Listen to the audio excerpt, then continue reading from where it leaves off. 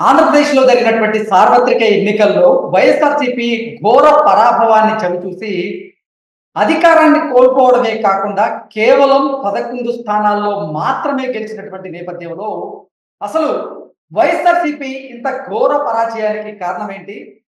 ఆంధ్రప్రదేశ్ ఓటర్లు, ఆంధ్రప్రదేశ్ ప్రజలు జగన్మోహన్ రెడ్డి ప్రభుత్వాన్ని ఎందుకు తిరస్కరించారు? అనేది మనం తెలుసుకునేటువంటి ప్రయత్నం చేద్దాం. ప్రస్తుతం మనతో పాటు ఉన్నారు వైఎస్ఆర్‌సీపీ సీనియర్ నాయకులు, అలాగే మాజీ ఉప ముఖ్యమంత్రి నారాయణ స్వామి గారు మనతో ఉన్నారు. సార్‌తో మాట్లాడదాం. సార్ నమస్తే అండి. సార్ నమస్కారం సార్. బాగున్నారు సార్? సార్ నేను బాగున్నాను సార్. మీరెలా ఉన్నారు? నేను కూడా బాగానే ఉన్నాను.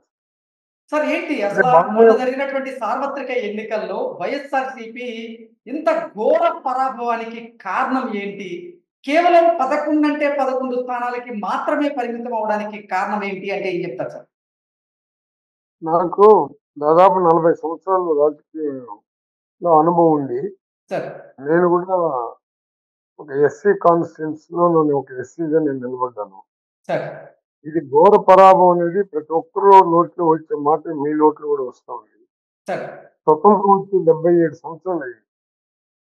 పేదవాడు బాగుపడాలా, పేదవాడికి విద్యావంతుడు కావాలా, పేదవాడు ఆరోగ్యం ఉండాలా, పేదవాడు అనేవాడికి అప్పు ఉండకూడదు, పేదవాడు అప్పులు లేకుండా బతకాలనే ఒకే ఒక ఆలోచనతో డీబీటీ అనే ఒక నవరత్నాలు తీసుకువచ్చి డైరెక్ట్ గా వేయటం. హ్మ్. దానివల్ల ఏం జరిగిందంటే పేదవాడు ఎదుగుదలని, పేదవాడు ముందుకు వచ్చేది అంటే పేదవాడు ఎదుగుదల అనేది ఎవరు సహించలేకుండా పోయినారు. ఈ సహించలేకుండా పోయిన దానివల్ల అందరూ ఒకటయ్యారు. ఇది మాకు 40% ఓటర్స్ వేసినా హ్మ్. పబ్లిక్ లో మీరు చెప్పినట్టు ఘోర పరాభవం అంటున్నారు. ఇది నేను కూడా కొంత, ఎందుకంటే నా అనుభవంలో కూడా ఓటు వేస్తే ఒక పర్యాయం ఓటు వేస్తే హ్మ్. మా ఓట్లు ఎక్కడికి పోయిందని అడిగే పరిస్థితి ఈ రోజు ఆంధ్రాలో కనబడుతున్నది. ఇది దేశవ్యాప్తంగా కనబడుతున్నది. ఓకే. కౌంటింగ్ ని పోలింగ్ ని చాలా డిఫరెన్స్ వస్తున్నది. ఇది మీకు తెలుసు, ప్రజలకు అందరికి కూడా తెలుసు. ఎందుకంటే ఒక పేదవాడి అభివృద్ధికి ఓర్వ లేకుండా, ఎదుగుదలను ఓర్వ లేకుండా ఉన్న వాళ్ళందరూ ఒకటైనారు. దానికి తగినట్టు మీకు అన్ని విషయాలు కూడా తెలుసు. సార్. జగన్మోహన్ రెడ్డి ఎంతసేపు నా ఎస్సీలు, నా ఎస్టీలు, నా బీసీలు, నా మైనారిటీ అనే ఒక ఆలోచనతో హ్మ్. ఓసీలు కూడా పేదవాళ్ళని సెలెక్ట్ చేసుకుని వాళ్ళ అభివృద్ధిని చూశారు. అది ఏ విధంగా వచ్చిందంటే మీకు తెలుసు, మీకు అందరికి కూడా ఎటువంటి పరిస్థితుల్లో ఈ విధంగా జరుగుతూ ఉందని హ్మ్. సూపర్ 6 చేశారు. జగన్మోహన్ రెడ్డి మాకు పప్పు అన్నం పెట్టాడు. హ్మ్. చంద్రబాబు నాయుడు వస్తే మాకు నీకు 15, నీకు 15, నీకు 15, ఇంట్లో ఎంతమంది ఉంటే వాళ్ళకి 15 అని, లేడీస్ కి వచ్చి 18 సంవత్సరాల పైన ఉండే వాళ్ళకి 1500 అని, రైతులకు 20,000 అని రకరకాలైన వాగ్దానాలు చేసిన దానివల్ల చంద్రబాబు నాయుడు మారినాడు అంటే ఆయన ఎప్పుడు మారలేదు. కానీ ప్రజలు పవన్ కళ్యాణ్ గెలిచాడు, బీజేపీ గెలిచింది కాబట్టి ఒకవేళ వీళ్ళు చెప్పేది రావచ్చునేమని పేదవాడు ఒక ఆశ అనేది కొంచెం దురాశ పోయినాడు. ఈ విధంగా మేము దెబ్బతినాల్సిన పరిస్థితి జరిగింది. ఓకే. సార్ వైఎస్ఆర్‌సీపీ అంటే పేదల ప్రభుత్వం అని, అందుకే మేము నవరత్నాల పథకాలను అమలు చేశాము.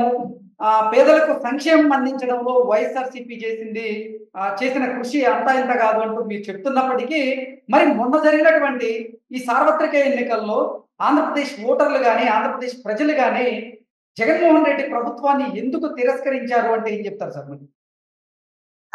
ఇప్పుడే చెప్పాను, ఇది తిరస్కరణ కాదు సార్. ఇది పేదవాడి ఎదుగుదలని ఓర్వ లేకుండా. ఇప్పుడు చంద్రబాబు నాయుడు గారు ఒకే మాట అన్నారు, హ్మ్. నా సామాజిక వర్గం ప్రపంచంలో ఉండే వాళ్ళందరూ నాకు ఒకటైనారు, వచ్చారు, లక్షలు ఖర్చు పెట్టి నన్ను గెలిపించారన్నారు. హ్మ్. పవన్ కళ్యాణ్ గారు నా సామాజిక వర్గం అందరూ ఒకటైనారు, మాకు సపోర్ట్ చేశారన్నారు. హ్మ్. బీసీలు, ఇది ఒక బీసీ అనేది 50 సంవత్సరాలకే పెన్షన్ ఇస్తానన్నారు, రకరకాలైన ప్రలోభాలు పెట్టారు కాబట్టి వాళ్ళు కూడా దీనికి ఈల్డ్ అయినారు. హ్మ్. అట్టని మాకు 40% వచ్చిందంటే ఈ హ్మ్. రోజు మనకు సెంట్రల్ గవర్నమెంట్ నుంచి కూడా ఈవెన్ కమిషనర్ రిపోర్ట్ తీసుకుంటే కూడా మన ఆంధ్రాలో 12.5% వ్యత్యాసం కనబడుతున్నది ఓటుని. దీన్ని బట్టి మీరే ప్రతి ఒక్కరు ఆత్మ పరిశీలన చేసుకోవాలి. హ్మ్. జగన్మోహన్ రెడ్డి ఫెయిల్యూర్ అయినారు అనేది అందరికీ ఇది ఒక ప్రచారం అనేది బాగా వెళ్ళిపోయింది. నన్ను ఉమ్, అడిగితే మళ్ళీ మళ్ళీ మళ్ళీ మీకు ఒక మాట చెప్పదలుచుకున్నాను. ఓకే. ఎందుకంటే ఈ వాలంటరీ వ్యవస్థ పెట్టింది ఆయన ఉద్దేశం ఏమంటే 50 ఇళ్ళకి ఒక వాలంటీర్ని పెడితే వాళ్ళు బాగు చేస్తారన్నారు. బాగా చేశారు కూడా. ఉమ్, చంద్రబాబు నాయుడు వాలంటీర్ని కూడా 10,000 వేస్తారంటే వాళ్ళు చేతులు ఎత్తేశారు. ఉమ్, ఇక లీడర్ల సబ్జెక్ట్ తీసుకుంటే ఉమ్, లీడర్లు అనే వాళ్ళకి, సర్పంచ్లు అనే వాళ్ళకి మాకు ఏమి ఒక మర్యాద లేకుండా పోయేది అనేది నిజం చెప్పాలంటే నన్ను సస్పెండ్ కూడా చేస్తారు ఈ మాట అంటే. ఈ ఓకే. లీడర్లకి మర్యాద ఈ లీడర్లకి మర్యాద లేదనేది ఒక ఆత్మ అంటే మామూలుగా జగన్మోహన్ రెడ్డి సామాజిక వర్గానికి సంబంధించినటువంటి కేవలం వాళ్ళ గౌరవాన్ని చూస్తారు. ఉమ్, మాకు గౌరవం లేకుండా పోయేదని వాళ్ళు ఒక పక్క, ఉమ్, సర్పంచ్ ఒక పక్క మాకు వచ్చిన అమౌంట్ మాకు వేయలేకపోయినారు అనేది వాళ్ళు ఒకటి. ఈ గవర్నమెంట్ ఎంప్లాయీస్ నిజం చెప్పాలంటే ఎంప్లాయీస్ వల్లనే మేము ఎక్కువగా దెబ్బతిన్నాల్సి వచ్చింది. కారణం ఓకే. ఏమంటే వాళ్ళు ఆ ఎంప్లాయీస్ గురించి మీకు తెలుసు. వాళ్ళని పిలిచి మాట్లాడి కూర్చొని పెట్టి మాట్లాడలేదని ఒక ఒక ఆలోచన చేశారు. నాలుగోది ఏమంటే ఈ జగన్మోహన్ రెడ్డి 14వ సంవత్సరం 1214లో ఆయన ఉమ్, సొంత నిర్ణయం తీసుకొని ఎమ్మెల్యేలు సెలెక్ట్ చేశారు. ఓకే. అప్పుడు 67 మంది గెలిచినాము. ఉమ్, 2019లో ఆయనే స్వయంగా నిర్ణయం తీసుకున్నాడు. ఎమ్మెల్యేలు సెలెక్షన్ అయ్యాడు. అప్పుడు 151 మందిని గెలిపించాము. ఉమ్, ఇన్ని పథకాలు పెట్టి ఇన్ని రకాలుగా అభివృద్ధి చేస్తే ఈ సర్వేలను పెట్టి సర్వే వాళ్ళందరూ కలిసి రకరకాలుగా ఆలోచించి ఎస్సీ, ఎస్టీ, బీసీ మైనార్టీని టోటల్ గా ఒక 90% వాళ్ళకి అందరు మెంబర్స్ ని మార్చారు. ఉమ్, మార్చిన వాళ్ళందరూ కూడా ఓడిపోయినారు. మార్చిన వాళ్ళు కూడా వాళ్ళు ఓడటం జరిగింది. ఉమ్. దీన్ని మేము జగన్మోహన్ రెడ్డి గారు ఇప్పుడు దీన్ని బాగా ఆలోచించుకుని ఎక్కడ మనం వైఫల్యం జరిగినామనేది ఇప్పుడు మేము దానిపైన మాట్లాడాలని దానిపైన మేము ఒక స్టడీ చేస్తా ఉన్నాము.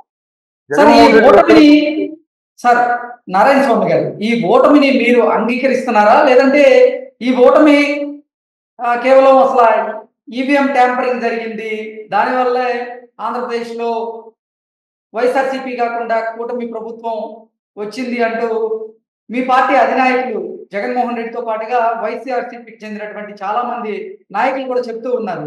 ఏంటి, మీరు దీన్ని ఎలా చూస్తారు? ఇది ప్రజలు ఇచ్చినటువంటి ఇప్పుడు తీర్పుగా మీరు భావిస్తారా, లేదంటే నిజంగా మీ జగన్మోహన్ రెడ్డి గారు ఆరోపణలు చేస్తున్నట్లుగా ఈవీఎం ట్యాంపరింగ్ జరిగి ఇటువంటి ఫలితాలు వచ్చినాయని మీరు భావిస్తారా? అంటే ఏం చెప్తారు? ఇప్పుడు నేను చెప్పేది కాదు, జగన్మోహన్ రెడ్డి చెప్పేది కాదు.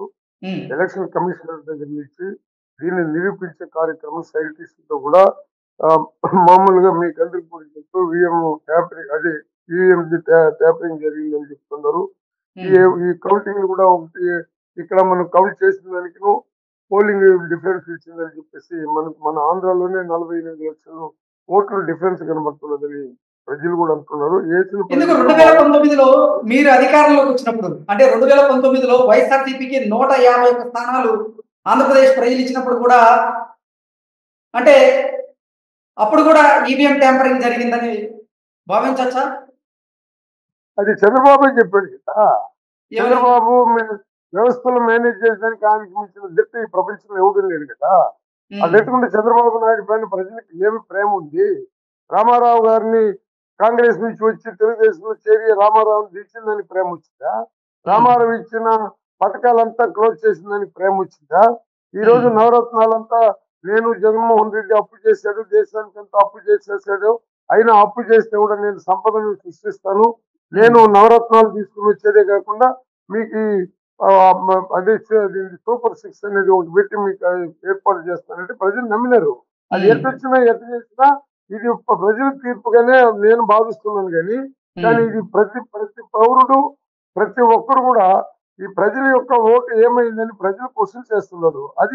అది ప్రజల్లో పెద్ద ఆలోచనలు వేస్తా ఉన్నారు.